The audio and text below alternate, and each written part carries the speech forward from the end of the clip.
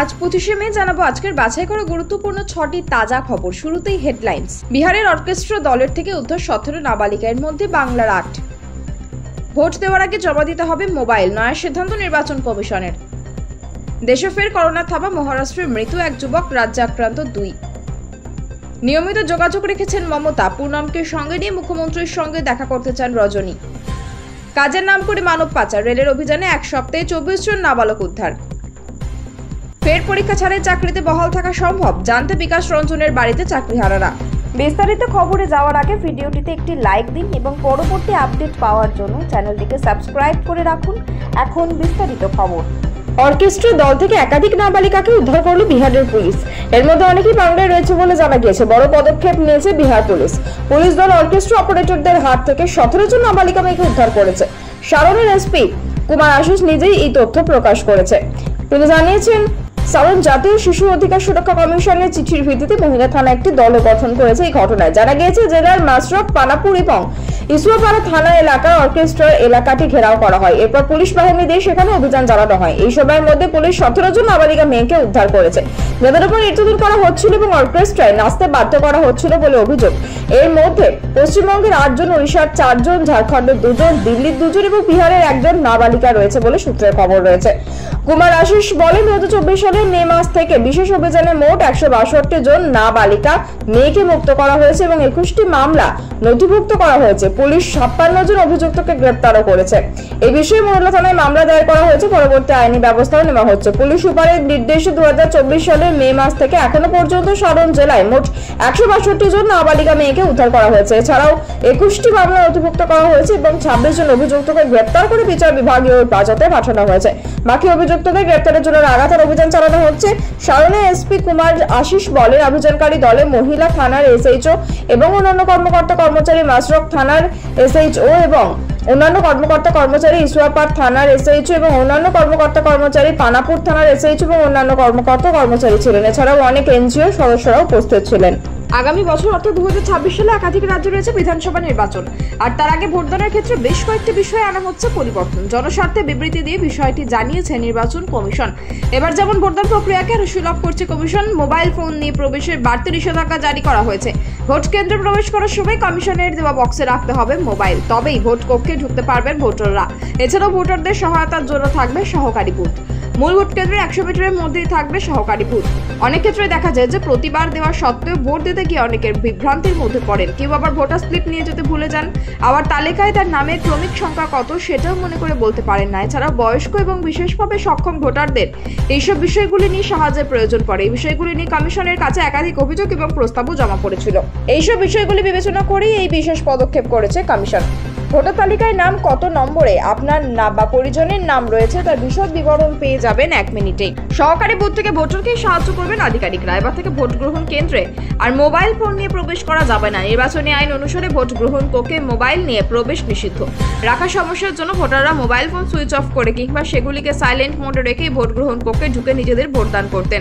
তবে এই মোবাইলের জন্য একাধিক সমস্যায় পড়তে হয়েছে নির্বাচন কমিশনকে। তাই এবার কমিশনের পক্ষ থেকে জানানো হয়েছে যে প্রতিটি বুথের ঠিক বাইরের চটের আগে কিংবা একটি করে বাক্স রাখা থাকবে। ভোট কেন্দ্রে প্রবেশ করার আগে নিজেদের মোবাইল ফোন সুইচ অফ করে সেখানে জমা রাখতে হবে। কর্তব্যরত পুলিশ বা নির্বাচন কর্মী মোবাইল জমা রাখার দায়িত্ব নেবেন। দেশে ফের করোনার মৃত্যু। মহারাষ্ট্রের থানে শহরে কোভিড আক্রান্ত এক ব্যক্তির মৃত্যু হয়েছে বলে জানালো থানে পুর নিগম। সেই সঙ্গে আরো 4 জনের শরীরে পাওয়া গিয়েছে করোনা ভাইরাস। থানে পুর নিগমের তরফে প্রকাশিত বিবৃতিতে বলা হয়েছে, মৃতের বয়স 21 বছর। তিনি ডায়াবেটিসের রোগী ছিলেন। বৃহস্পতিবার তাকে কালবার ছত্রপতি শিবাজি মহারাজ হাসপাতালে ভর্তি করা হয় ডায়াবেটিস সংক্রান্ত কিছু সমস্যার জন্য। শুক্রবার রাতে তার কোভিড-19 পজিটিভ রিপোর্ট আসে বলে জানান হাসপাতালের সুপার ডাক্তার অনিরুদ্ধ মালগাঁওকর। শনিবার সকালে কোমরবিডিটির কারণে মৃত্যু হয় ওই যুবকের। ইতিমধ্যে হাসপাতালে 19টি বেডের এক বিশেষ ওয়ার্ডের ব্যবস্থা করা হয়েছে। পরিস্থিতির উপর নজর রাখার জন্য শুক্রবার একটি বৈঠকও করা হয় বলে জানানো হয় সুপার হাসপাতাল থেকে। সেই সঙ্গে তিনি জানান, সমস্ত রকমের প্রয়োজনীয় পদক্ষেপ নেওয়া হয়েছে হাসপাতালের তরফে। উল্লেখ্য, মহারাষ্ট্রে এখনো পর্যন্ত 18 জনের শরীরে করোনা ভাইরাস পাওয়া গিয়েছে। তাদের মধ্যে মাত্র 1 জন হাসপাতালে ভর্তি, বাকিদের বাড়ি থেকে চিকিৎসা চলছে। অন্যদিকে রাজ্যে উদ্বেগ বাড়ছে করোনা।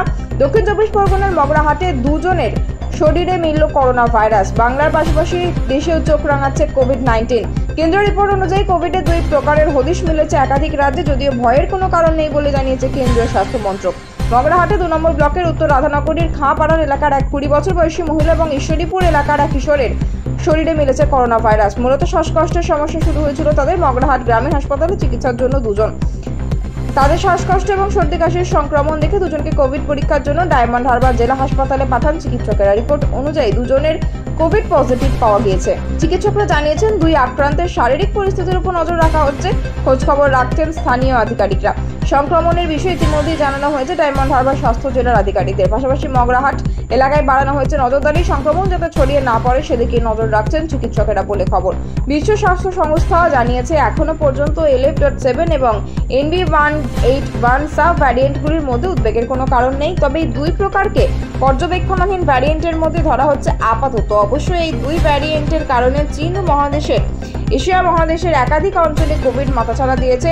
ইনসাগের রিপোর্ট অনুযায়ী এখনো পর্যন্ত ভারতে সাধারণত কোভিডে JN1 ভ্যারিয়েন্টের প্রভাব লক্ষ্য করা দিয়েছে। তবে এপ্রিল মাসে তামিলনাড়ুর একজনের শরীরে NB181 ভ্যারিয়েন্ট এবং মে মাসে গুজরাটের 4 জনের শরীরে LF.7 ভ্যারিয়েন্ট দেখা গিয়েছে। এর মতে কোভিডের NB181 ভ্যারিয়েন্ট নিয়ে আপাতত ভয়ের কোনো কারণ না থাকলেও সংক্রমণ ক্ষমতা এবং শরীরে রোগ প্রতিরোধ ক্ষমতা কমিয়ে দেওয়ার প্রবণতা অন্যান্য ভ্যারিয়েন্টের থেকে অনেক বেশি।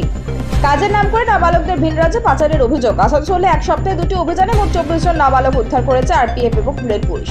অভিযোগ, কাজের নাম করে বিহার থেকে প্রায় 59 জনকে বিভিন্ন রাজ্যে পাচার করা হচ্ছিল। এই মানব পাচার চক্রে 5 জনকে গ্রেপ্তার করেছে রেল পুলিশ। রেল সূত্রে খবর, প্রাথমিকভাবে আর্থিকভাবে পিছিয়ে পড়া পরিবারের এই নাবালকদের কাজের নাম করে নিয়ে যাওয়া হচ্ছিল। জানা গিয়েছে, চলতি সপ্তাহেই জোসিডি তামারাম উইকলি সুপারফাস্ট ট্রেনে RPF এবং GRP রুটিন তল্লাশি চালাচ্ছিল। সেই সময় তাদের নজরে আসে জেনারেল কামরে বেশ কয়েকজন নাবালক রয়েছে। জিজ্ঞাসাবাদ করে জানা যায় তাদের সঙ্গে কোনো অভিভাবক নেই। এরপরই সন্দেহ হওয়ায় ট্রেন থেকে মোট 24 জন নাবালককে প্ল্যাটফর্মে নামিয়ে আনা হয়। তাদের সঙ্গে থাকা আধার কার্ড পরীক্ষা করে দেখা যায় 24 জনের বয়স 13 জনের বয়স 18 বছরের নিচে। এরপরই RPF ও রেল পুলিশ জিজ্ঞাসাবাদে জানতে পারে মোট 11 জন এজেন্ট তাদের চেন্নাইয়ে নিয়ে যাচ্ছিল অতিরিক্ত আয় লাভ দেখিয়ে, যার মধ্যে 13 জন নাবালক। তাদের উদ্ধার করে চাইল্ড ওয়েলফেয়ার কমিটির হাতে তুলে দেওয়া হয়। আপাতত বীরভূমের একটি হোমে তাদের রাখা হয়েছে। একইভাবে কয়েকদিন আগে 35 জনের একটি দলকে ট্রেন থেকে আটক করে রেল পুলিশ, যার মধ্যে 11 জন নাবালক ছিল। তাদেরকেও কাজ ও অতিরিক্ত আয়ের লোভ দেখিয়ে আসানসোল হয়ে ভিন রাজ্যে নিয়ে যাওয়া হচ্ছিল। এই নিয়ে রেল পুলিশের এক আধিকারিক বলেন, হোমে ওই নাবালকদের জিজ্ঞাসাবাদ করে বাড়ি ফেরানোর প্রতিক্রিয়া শুরু হয়েছে। আমরা মানব পাচার আটকাতে সতর্ক হয়েছি। এইসব নাবালকদের বাড়ি বিহারের জামুই, মুঙ্গের, বাঁকা এবং ঝাড়খণ্ডের দেওঘর, দুমকা এলাকায়। তাদের পারিবারিক অবস্থা ভালো নয়। চেন্নাইয়ে থাকা খাওয়া সহ একাধিক আয়ের লোভ দেখিয়ে তাকে নিয়ে যাওয়ার পরিকল্পনা ছিল। সেখানে নিয়ে গিয়ে নির্দিষ্ট ব্যক্তির হাতে তুলে দিত। বিনিময়ে বড় অঙ্কের কমিশন নেন এজেন্টরা। নাবালকদের এই পাচার রুখতে সচেষ্ট হয়েছে RPF ও GRP। শীর্ষ আদালতের রায়, বর্তমানে চাকরি হারা প্রায় 26,000 শিক্ষক ও অশিক্ষক কর্মী। ডিসেম্বর পর্যন্ত যোগ্যরা স্কুলে যাওয়ার অনুমতি পেলে অনিশ্চয়তা জারি। তারপর কি হবে? সুপ্রিম নির্দেশের অনুযায়ী পরীক্ষায় কি বসতে হবে? কোনোভাবে কি বিকল্প পথে চাকরি বাঁচানো সম্ভব? এখানে একাধিক প্রশ্ন ঘুরপাক খাচ্ছে চাকরিহারাদের মনে। জবাব পেতে আইনজীবী বিকাশ রঞ্জন ভট্টাচার্যের বাড়িতে চাকরিহারাদের একাংশ। কি বললেন বিকাশ রঞ্জন ভট্টাচার্য? বর্ষিয়ান আইনজীবীর কথাই ওদের ভুল বোঝানো হয়েছিল। আইনত এভাবে ওদের কাজে ফেরানো সম্ভব নয় কোনোভাবে। বিকাশ রঞ্জন জানান, তিনি চাকরিহারাদের বুঝিয়েছেন গোটা বিষয়টা। বলেছেন, সুপ্রিম কোর্টের রায়ের পর বহু পুরনো কাগজ ফেরানো সম্ভব নয়। নতুন করে পরীক্ষা দিয়ে তবেই চাকরি পেতে হবে। এদিকে চাকরিহারা বললেন, আমরা মুখ্যমন্ত্রীর সহযোগিতা চেয়েছি, চাকরি বাঁচানোর কথা বলেছি। এবার চাইবো যারা দুর্নীতির সঙ্গে যুক্ত তাদের প্রকাশ্যে নাম আসুক। এই দাবিতে আন্দোলন করব। পাশাপাশি কি আইনি পদক্ষেপ করা যায় তা নিয়ে ভাবনা চিন্তা চলছে বলেও জানান তারা। প্রসঙ্গত, নিয়োগের দুর্নীতি অভিযোগে 2016 সালের গোটা প্যানেল বাতিল করে দেয় সুপ্রিম কোর্ট। শীর্ষ আদালতের এই কলমের আঁচড়ে চাকরি হারান 26,000 অশিক্ষক কর্মী। হাজারো টানাপোড়েনের পর সিদ্ধান্ত হয় যে আগামী 31 ডিসেম্বর পর্যন্ত শিক্ষকরা স্কুলে যেতে পারবে, বেতনও পাবেন। তবে অশিক্ষক কর্মীরা আপাতত চাকরি হারা। আবারও নতুন করে পরীক্ষার ব্যবস্থা করতে হবে SSC-কে, আর পরীক্ষা দিতে হবে নারা যোগ্য চাকরিহারা। বিকাশ ভবনে টানা অবস্থান বিক্ষোভ চালিয়ে যাচ্ছেন তারা। যদিও আদালতের নির্দেশে রবিবার থেকে ধর্নায় বসেছেন সেন্ট্রাল পার্কের ভিতরে জলাশয় সংলগ্ন এলাকায়।